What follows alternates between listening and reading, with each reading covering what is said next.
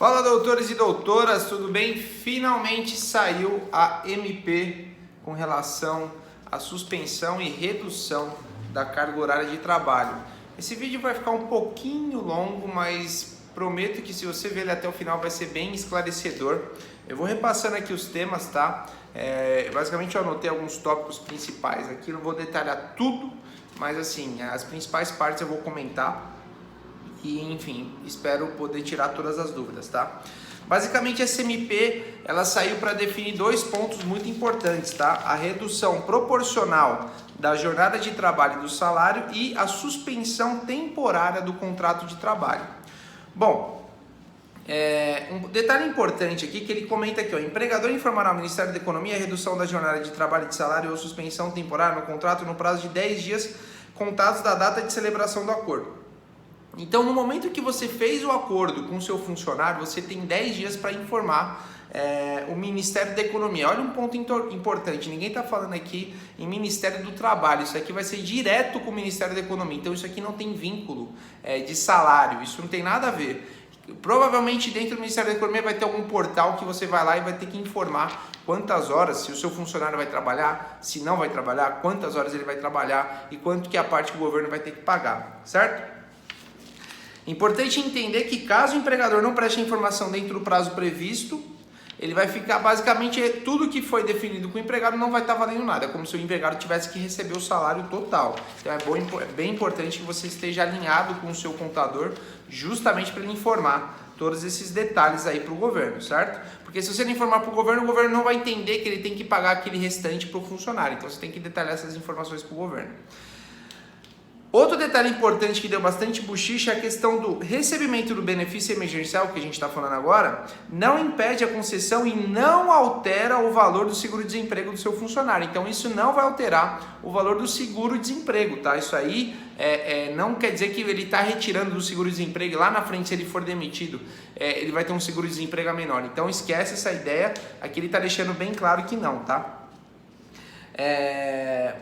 O valor do benefício da preservação do emprego e da renda terá como base o cálculo do valor mensal do seguro-desemprego a que o empregado teria direito, nos termos de observar as seguintes disposições. Na redução de jornada de trabalho será calculado aplicando-se sobre a base de cálculo. Após a suspensão será o valor mensal. Então é o seguinte, aqui ele está falando o seguinte, basicamente, se você optou pela redução da jornada, a diferença, quem vai pagar é esse Ministério da Economia. Ele vai pagar, se o seu funcionário vai trabalhar 75% do tempo, 25% quem paga é o Ministério. Se ele vai trabalhar 50%, 50% quem paga é o Ministério. E se ele for suspenso, ou seja, ele não vai trabalhar, 100% do valor quem paga é o Ministério, certo? 70% de seguro-desemprego, o empregado terá direito, tal. Beleza, então passamos esse ponto. Obviamente isso só se aplica à iniciativa privada, tá? Não à iniciativa pública, outro detalhe importante que ele colocou. Outro ponto importante, isso acontece muito para médicos, tá? Se você é médico CLT, se você tem mais de um vínculo, cada acordo é para cada empresa que você trabalhar, para cada hospital, então é cumulativo, tá? Você pode ter um acordo em um hospital, um outro acordo em outro hospital e outro acordo em outro hospital, então é importante você entender isso também. Durante o estado de calamidade, o empregador poderá acordar a redução proporcional da jornada de trabalho e do salário de seus empregados por até 90 dias. Então ele pode fazer um planejamento de 90 dias. Então ele faz a escala de trabalho do escritório inteiro, da clínica inteira, por até 90 dias, tá? A redução de jornada de trabalho, então falando um pouco de redução de jornada, pode ser de redução de jornada de trabalho e de salário exclusivamente nos seguintes percentuais.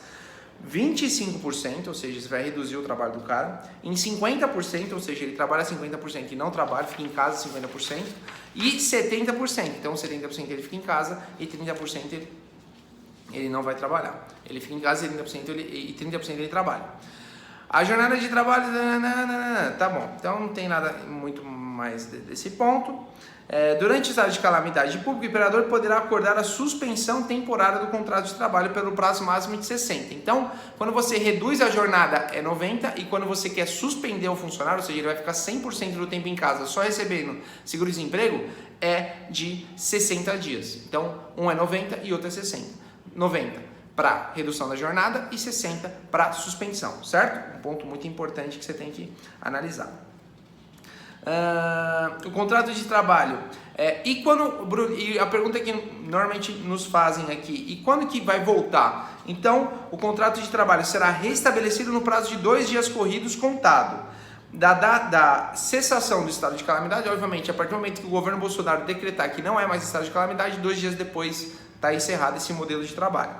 Ou da data estabelecida do acordo. Então, se você fez um acordo de um funcionário de 30 dias, no segundo, depois que terminar 30 dias, 2 dias depois também está encerrado. Ou da data de comunicação do empregador. Por exemplo, você percebeu que voltou o comércio, voltou a atividade, você quer voltar antes, você como empregador, você pode avisar sim seu funcionário, obviamente com um contratinho também assinado, e 2 dias depois ele volta a trabalhar normalmente, tá?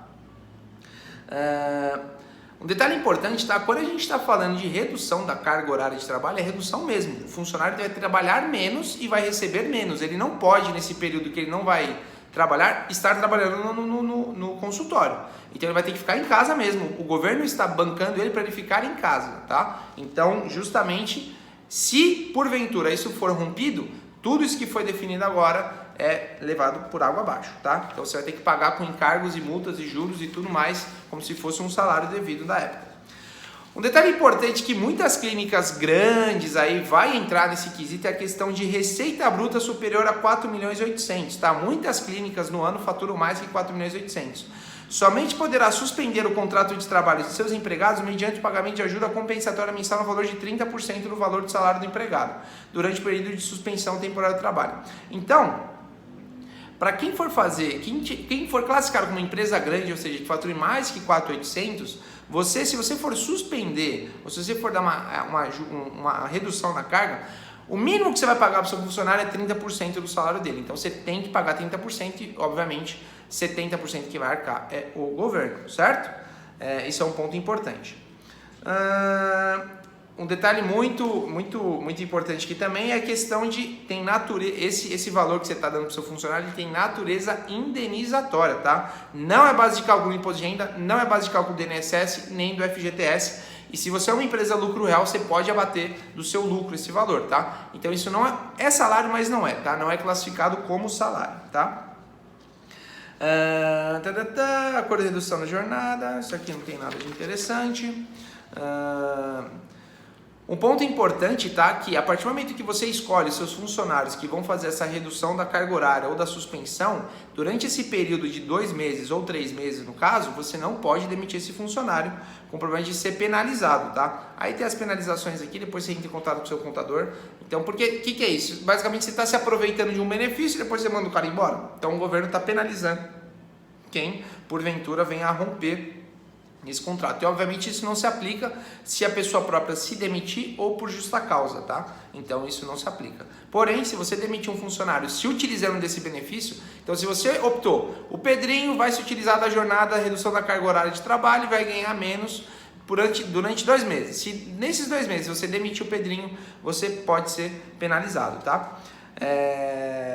Tem outro detalhe aqui que eu acho que vai dar bastante burburinho lá na frente, que também existe um acordo entre você, empregador, e seu empregado, porém também vai analisar o acordo coletivo que o sindicato vai fazer. Eu acho que isso pode dar problema lá na frente, mas tem que esperar o sindicato se posicionar, que um pode corroborar o outro, tá?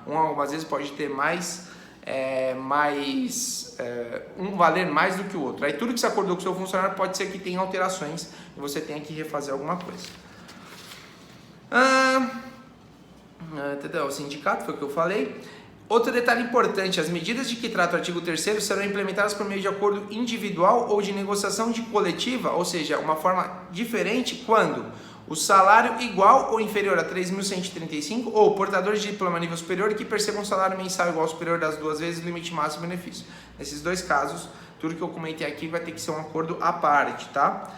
E outro detalhe muito importante que eu deixei pro final do vídeo para não dar 10 minutinhos de vídeo é que a questão dos cursos que sejam online, ele tem que estar presente no acordo, com o perigo desse acordo não ter validade nenhuma. Então, tem que colocar lá que é de obrigatoriedade do funcionário nesse período realizar os cursos. Eu vou ler aqui a parte da MP. O curso ou programa de qualificação profissional de que trata o artigo 476 poderá ser oferecido pelo empregador exclusivamente na modalidade não presencial, ou seja, online. E terá duração não inferior a 1 mês e nem superior a 3 meses. Então você faz uma carteirinha de cursos ali que seu empregado pode fazer, seja Senai, seja Senac, tem Harvard Business School que você consegue acessar. Tem um monte de lugares, no próprio Conselho Federal da sua categoria, no medicina, tem cursos que dá para você oferecer para o seu funcionário. Então é isso, certo? Com relação a esta medida provisória que saiu hoje no dia... Não, acho que na verdade não saiu hoje. Hoje é dia 2. Saiu ontem, 1º de abril. Resumida para você com explicações, beleza? Tendo dúvidas, manda aqui e a gente vai se falando, beleza? Valeu, gente. Obrigado. Fui.